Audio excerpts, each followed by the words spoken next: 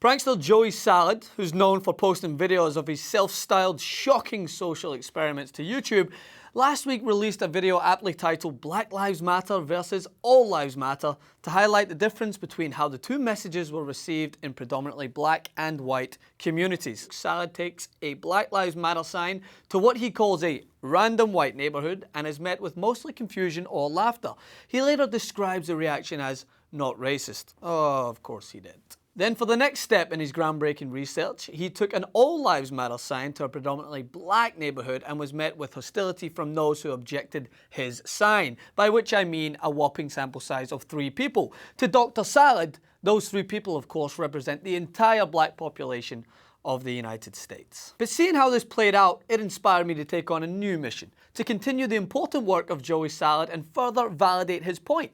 I will seek out breast cancer victims or a family raising awareness for it and bring my All Cancer Victims Matter sign with me and document their response. Or maybe I'll dive deeper into the darkness, seek out a grieving family who have lost a child and present my, hey, All Children Matter sign, engage their response. But anyway, if that falls on deaf ears, I will always have stats to back up my research, right Joey? After all, you just need to state facts and those damn Black Lives Matter supporters will go away. Such as this. According to stats and facts, as a white man, I am more likely to be shot by police. Although we make up more of the population, when you factor in how many white people have altercations with the police, the number is even more shocking in the case against what Black Lives Matter believe. Just stating a fact.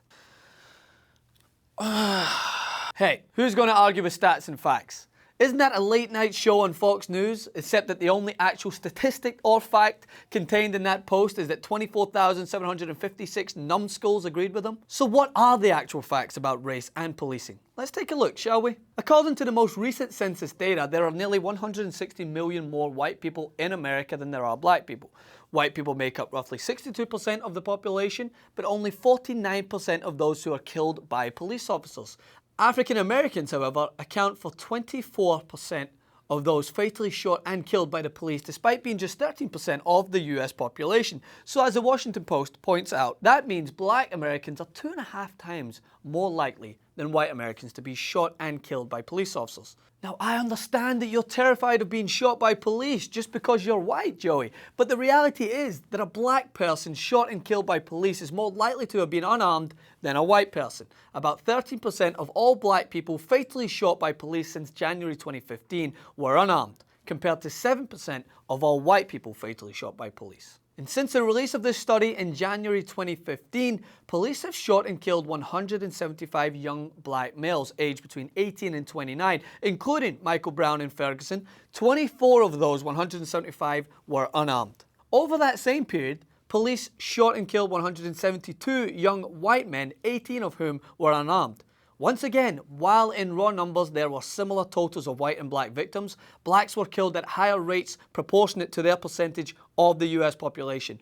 Of all the unarmed people shot and killed by police in 2015, 40% of them were black men, even though black men make up just 6% of the nation's population. But I admit, Joey, that these circumstances are complicated and they can't be explained with a naive comment with the word fact as your form of validation, or in a social experiment. But context to police killings does matter, like whether they were targeted solely because of the colour of their skin, whether the victims were immediately given proper medical attention.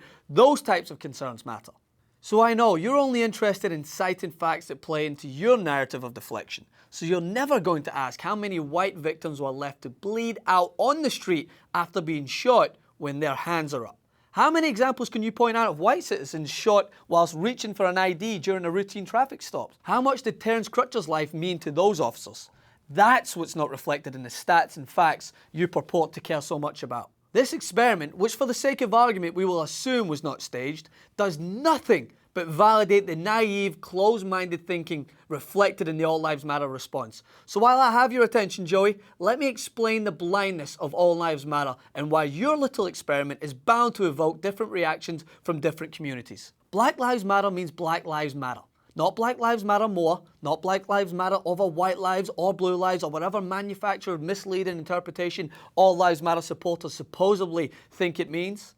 It means that because Black Lives Matter, the criminal justice system shouldn't unfairly target African Americans for abuse, mistreatment, harassment, excessive punishment, and even, as we've come to see far too often, excessive force resulting in death.